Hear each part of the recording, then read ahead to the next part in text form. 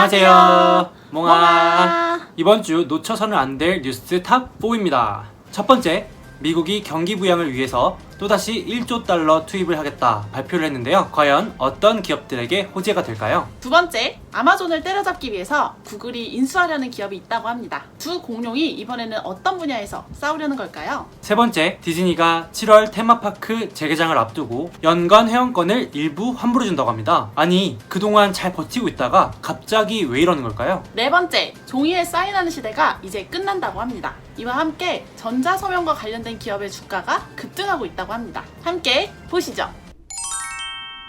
이번 주 미국 주식을 설명해주는 재미있는 그림이 있는데요. 앙찌님, 여기 왼쪽에 있는 그림이 어떤 그림인 것 같으신가요? 왼쪽에는 트럼프 대통령이 트위터를 하고 있는 모습인 것 같고, 중간에 있는 연준 의장을 보니까 여기 가운데 슈퍼맨의 S가 아니고 양적 완화의 Q이네요. 오른손에 페인트 롤러를 들고 있는 거 보니까 돈을 찍어낸다는 것 같아요. 맨 오른쪽은 문우신 재무부 장관인 것 같은데 돈다발을 들고 있네요. 이게 무슨 의미인가요? 말 그대로 국민들에게 직접적으로 돈을 지급해준다는 의미를 가진 그림으로 보입니다. 사실상 미국 증시는 지금 이 히어로 3인방이 지켜주고 있다고 봐도 무방하죠. 조금 더 깊게 들어가 볼까요? 오른쪽 보시듯이 트럼프 대통령이 이번 주 1조 달러 규모의 인프라 투자 계획을 발표했습니다. 사실상 돈을 더 풀겠다는 거죠. 인프라를 투자한다는 건 다리 짓고 도로 공사하는 거니까 일자리를 만들어서 경기를 부양시키겠다는 거죠. 안 그래도 요즘에 트럼프 지지율이 떨어진다고 하던데 민심 잡기 정책인가 보네요. 그렇죠. 지금 전염병 때문에 경기가 워낙 침체된 상황이니까 경기 부양을 위해서라도 투자가 아주 절실하게 필요한 상황인 거죠. 아, 그럼 이제 인프라 기업 가는 건가요? 네, 대표적으로 US 콘크리트. 여기 콘크리트라는 이름만 들어도 좀 느낌이 오시나요? 이 US 콘크리트가 트럼프 인프라 발표 소식 하루 만에 바로 20% 이상 급등을 했는데요.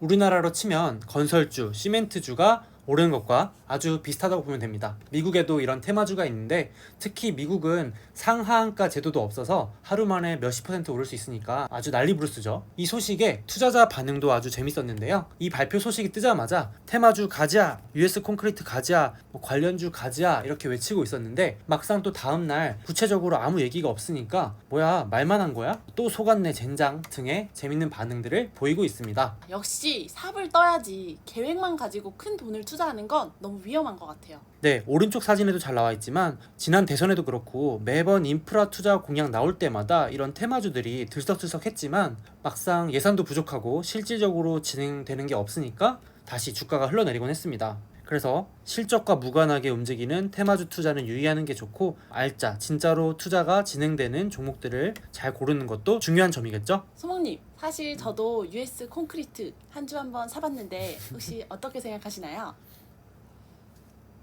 자, 그러면 함께 움직인 중장비 대표 제조업체로는 캐터필러가 있죠. 우리나라 두산인프라코어처럼 이렇게 포크레인 등 중장비를 전 세계에 판매하는 회사입니다. 자, 다음 소식입니다. 이번 주 미국 주식시장이 0.52% 오를 동안 무려 20% 가까이 급등한 기업이 또 있는데요. 앙찌님, 혹시 로쿠 들어보셨나요? 그럼요. 미디어 플랫폼들을 위한 플랫폼으로 유명하잖아요. 로쿠 셋탑박스만 설치하면 하나의 TV로 모든 스트리밍 서비스를 이용할 수 있다고 알고 있습니다. 맞습니다. 2019년 기준으로 스트리밍 플랫폼 압도적인 1등이 로쿠고요. 그 다음으로 아마존, 구글이 각각 순위를 차지하고 있는데 지난 16일 구글이 로쿠를 인수할 수도 있다는 썰이 돌면서 주가가 급등하기도 했습니다. 만약 현재 3위로 뒤처져 있는 구글이 로쿠를 인수하면 한 방에 현재 2등인 아마존을 앞설 수 있게 되는 거죠. 구글이 이렇게 뛰어들 정도로 이 시장이 매력적인 건가요? 오른쪽 사진처럼 디즈니, 넷플릭스, 애플, HBO 맥스 등 다양한 스트리밍 기업들이 점유율 확보를 위해서 열심히 투자해서 드라마, 영화 콘텐츠 만들고 싸우더라도 결국 이렇게 로쿠 TV 안에 들어와야 시청자들이 TV를 딱 켰을 때 노출이 되기가 유리한 거죠. 그래서 아무래도 로쿠의 영향력이 계속해서 커지고 있는 상황입니다. 아, 이번에 HBO 맥스도 로쿠와의 제휴 없이 독자적으로 출시를 해서 시청자들 반응이 좀 차가웠던 걸까요?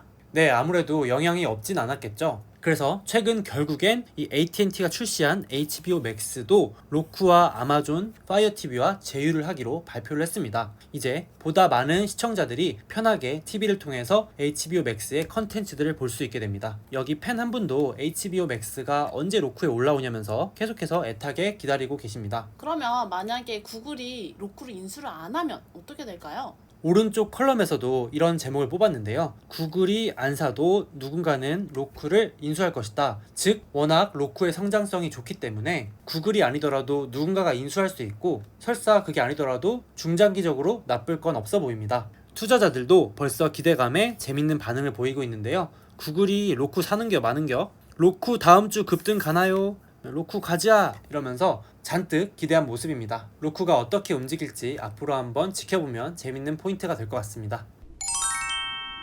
다음 소식입니다. 디즈니가 연간 회원권을 환불해줄 수 있다고 하는데 이게 어떤 소식인가요? 현재 디즈니는 연간 회원권을 끄는 분들에게 부분 환불을 해주는 걸 고려하고 있다고 하는데요. 그동안은 폐장한 기간만큼만 기한 연장해주는 정도로 대응을 하고 있었는데 10월에 최대 축제 중 하나인 할로윈 파티라든지 중요한 행사들이 하나둘 취소되면서 고객들의 환불 요구가 거세지니 적극적으로 대응하려는 모습으로 보입니다. 이 고객들의 반응을 보면 디즈니랜드 완전 실망임, 3개월째 환불 요구하는데 들어주지도 않고 있어. 디즈니랜드는 단순히 기한 연장할 뿐만 아니라 환불도 제공해야 된다 등의 많은 불만들이 쌓이고 있었던 모습입니다.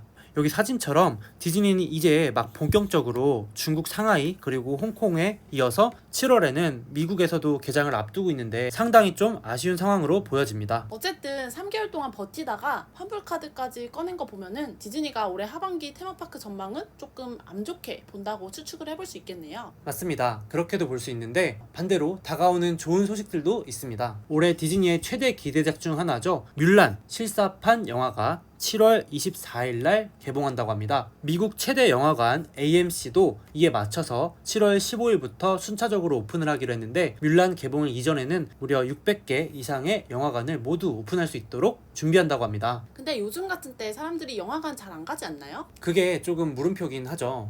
5월 설문조사에 따르면 미국인의 약 70%가 극장을 다시 열어도 집에서 최신 영화를 보겠다 이렇게 밝히기도 했는데요. 그래도 다행인 건 디즈니는 아무래도 스트리밍 역시 잘 대응을 해놨죠. 그러니까 영화관에 가서 봐도 이득, 집에서 디즈니 플러스로 봐도 이득, 그리고 뮬란이나 각종 영화가 잘 되면 어쨌든 나중에 테마파크에서 굿즈나 컨텐츠로도 또 추가 수익을 얻을 수 있겠죠. 결국은 언제 오르냐의 게임이지 않을까 이렇게 개인적인 생각을 해봅니다.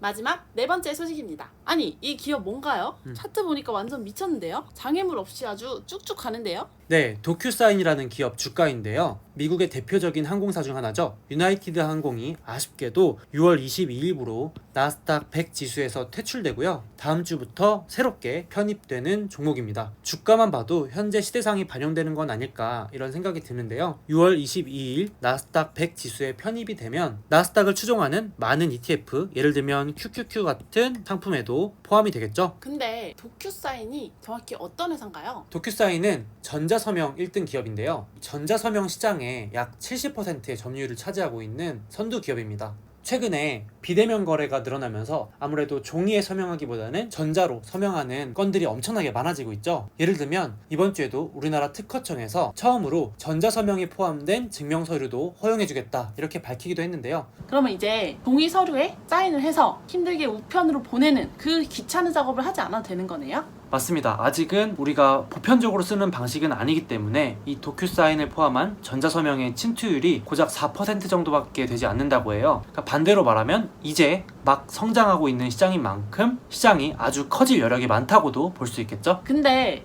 소프트웨어 공룡 어도비가 이 전자서명 업계 2등이라고 알고 있는데 그냥 어도비에 투자하면 안 되나요? 왜 그렇게 생각하죠? 저는 개인적으로 이 포트폴리오가 좀 다양해야 안심이 되더라고요. 언제 어떤 호재가 걸릴지 모르잖아요. 맞습니다. 현재 차이를 많이 벌리고 있는 선두는 도큐사인이 맞지만 업계 2등인 어도비가 돈 냄새를 맡고 빠르게 추격을 해올 수도 있는 상황이겠죠. 나는 포트폴리오가 잘 짜여진 다각화되어 있는 어도비의 성장성을 더 좋게 본다. 장기적으로 오래 들고 갈 만한 걸로는 어도비가 좋게 보인다 하시는 분들은 전자서명 시장의 수혜를 같이 가져가는 어도비를 투자해도 좋은 판단으로 보여집니다. 자, 오늘 준비한 소식은 여기까지고요. 다음 주에 더 유익한 몽찌 위클리로 돌아오겠습니다. 멍바!